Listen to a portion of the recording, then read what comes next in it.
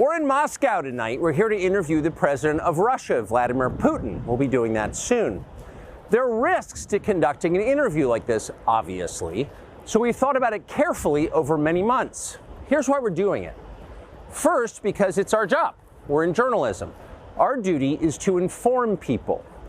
2 years into a war that's reshaping the entire world, most Americans are not informed. They have no real idea what's happening in this region, here in Russia or 600 miles away in Ukraine. But they should know. They're paying for much of it in ways they might not fully yet perceive.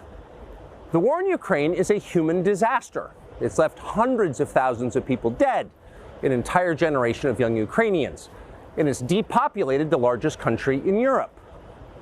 But the long-term effects are even more profound.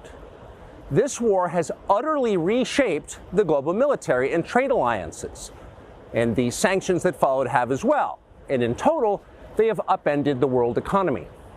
The post-World War II economic order, the system that guaranteed prosperity in the West for more than 80 years, is coming apart very fast, and along with it, the dominance of the US dollar.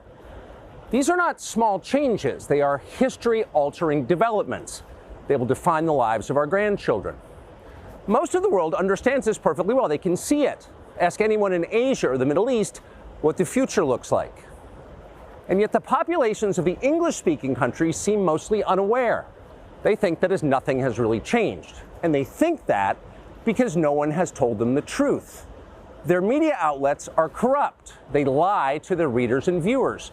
And they do that mostly by omission. For example, since the day the war in Ukraine began, American media outlets have spoken to scores of people from Ukraine, and they have done scores of interviews with Ukrainian President Zelensky. We ourselves have put in a request for an interview with Zelensky, and we hope he accepts. But the interviews he's already done in the United States are not traditional interviews.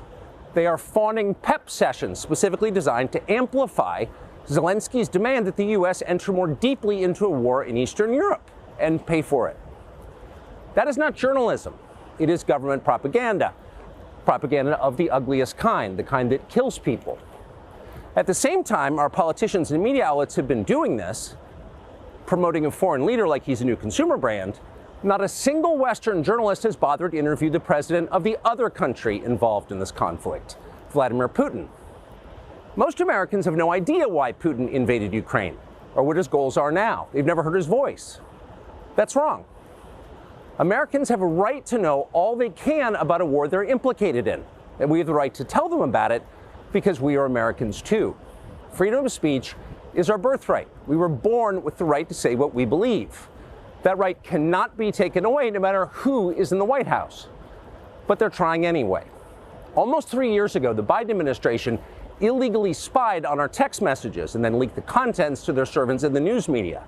They did this in order to stop a Putin interview that we were planning. Last month, we're pretty certain they did exactly the same thing once again.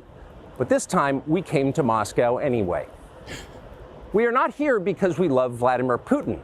We are here because we love the United States, and we want it to remain prosperous and free. We paid for this trip ourselves. We took no money from any government or group, nor are we charging people to see the interview. It is not behind a paywall. Anyone can watch the entire thing, shot live to tape and unedited, on our website, tuckercarlson.com. Elon Musk, to his great credit, has promised not to suppress or block this interview once we post it on his platform, X, and we're grateful for that. Western governments, by contrast, will certainly do their best to censor this video on other less principled platforms because that's what they do. They are afraid of information they can't control. But you have no reason to be afraid of it. We are not encouraging you to agree with what Putin may say in this interview, but we are urging you to watch it. You should know as much as you can. And then, like a free citizen and not a slave, you can decide for yourself. Thanks.